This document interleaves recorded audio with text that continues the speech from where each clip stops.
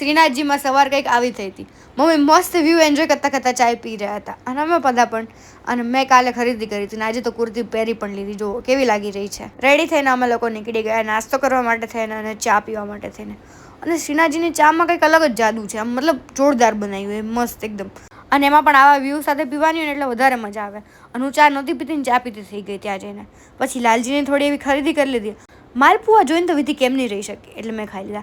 અને મમ્મીને ખાવા હતા રતાળુના ભજીયા એ ખાધું અને પપ્પાને પી લીધી ઠંડાઈ તો એ પણ પી લીધી.